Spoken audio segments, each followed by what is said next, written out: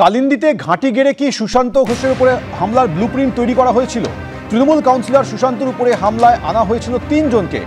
বিহারের বৈশালী থেকে মাসখানেক আগে আনা হয়েছিল একজনকে। শুক্রবার বৈশালী থেকে কলকাতায় আসে আরও ২ হামলাকারী।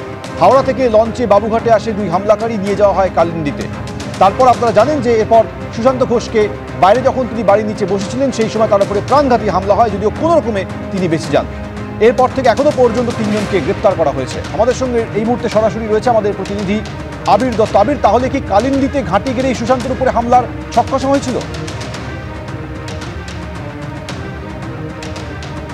দেখো, তেমনটাই কিন্তু ইঙ্গিত। তার কারণ হচ্ছে তদন্তের গতি প্রকৃতি যেদিকে, সেখান থেকে আফরোজের সঙ্গে জিজ্ঞাসাবাদ করে আফরোজকে যাকে গ্রেপ্তার করা হয়েছে, আফরোজ ওরফে ইকবালকে, এছাড়াও যুবরাজ সিংহ যাকে ঘটনাস্থল থেকে ধরা হয়েছে, সেই যুবরাজ সিংহকে ঠিক যে জায়গায় আমরা দাঁড়িয়ে রয়েছি লেকটাউনের কালিন্দির এই ফ্ল্যাটেই তাকে রাখা হয়েছিল। কিন্তু এই ফ্ল্যাটটা কার? এই ফ্ল্যাট হচ্ছে এই যে বিল্ডিং, সেই বিল্ডিংয়ের যে কেয়ারটেকার সেই এখানে থাকতো।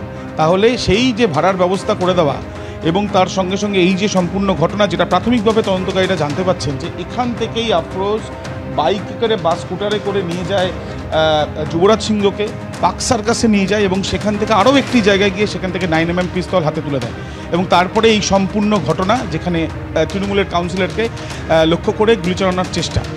এই যে ঘটনা, সেই ঘটনার পর এখানে ইতিমধ্যে পুলিশ এসেছে এবং যে কেয়ারটেকার তাকেও জিজ্ঞাসাবাদের প্রক্রিয়া তদন্তকারীরা চালাচ্ছেন। কিন্তু এলাকার বাসিন্দারা এই অঞ্চলে, তাদের সঙ্গে আমরা কথা বলেছিলাম, তারা কিন্তু যথেষ্টই আতঙ্কিত। তাদের বক্তব্য যে এমন কিছু মানুষ যারা ভাড়া নিয়ে থাকছেন তাদের বিরুদ্ধে অভিযোগ গুরুতর, যে একজন ব্যক্তিকে লক্ষ্য করে গুলি চালানোর জন্য তাদেরকে এখানে নিয়ে আসা হয়েছিল এবং সম্পূর্ণ একটা পরিকল্পনা। তাহলে নিরাপত্তা কোথায়? ইন্টেলিজেন্স কোথায়? সিসিটিভির ব্যবহার আরও বেশি হোক। এলাকার বাসিন্দারা চাইছেন, তারা চাইছেন টহলের প্রক্রিয়া আরও বেশি হোক এবং তারাও কিন্তু আতঙ্কের কথাই জানাচ্ছেন। বিশেষত প্রবীণ নাগরিকদের সঙ্গে আমরা কথা বলেছিলাম, তাদের কিন্তু বক্তব্য তাই। যদিও ইতিমধ্যে আমরা দেখতে পাচ্ছি তালাবন্ধ অবস্থায়। গতকাল এই যে ফ্ল্যাট, তার পাশে একজন থাকেন, তিনি কিন্তু জানিয়েছিলেন 3 থেকে 4 জনকে এখানে থাকতে তারা দেখেছেন। তাহলে শুধু কি যুবরাজ সিংহ একা ছিল, নাকি আরও বেশ কয়েকজন দুষ্কৃতী তারা এখানে ছিল যারা এই সম্পূর্ণ ঘটনার সঙ্গে তাদের যোগ থাকতে পারে? এই বিষয়গুলো তদন্ত করে দেখা হচ্ছে। তার কারণ তুমি জানো, আদালতে ইতিমধ্যে পুলিশের তরফ থেকে জানানো হয়েছে এই ঘটনায় আরও বেশ কয়েকজন থাকতে পারে। তাহলে এই যে 3 থেকে 4 জনের কথা বলা হচ্ছে বা যারা প্রত্যক্ষদর্শীরা দেখেছেন, সেখানে যুবরাজ সিংহের সঙ্গে কি তার অন্যান্য সাগরেদরাও ছিল?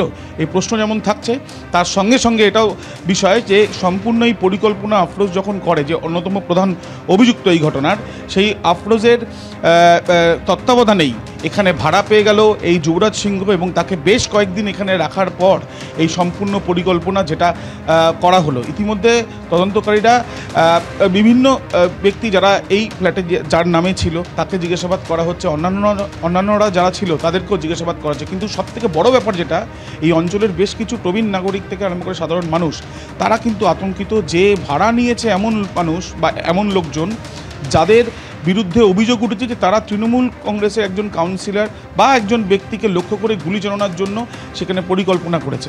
তাই স্বভাবতই তারা চাইছেন যে নজরদারি আরও জোরদার হোক। ধন্যবাদ আবির। অর্থাৎ লেকটাউনের কালিন্দির এই ফ্ল্যাটেই সুশান্ত ঘোষের উপরে হামলার ব্লুপ্রিন্ট তৈরি হয়ে থাকতে পারে বলে প্রাথমিক তদন্তের ভিত্তিতে পুলিশ মনে করছে। তোমাকে ধন্যবাদ।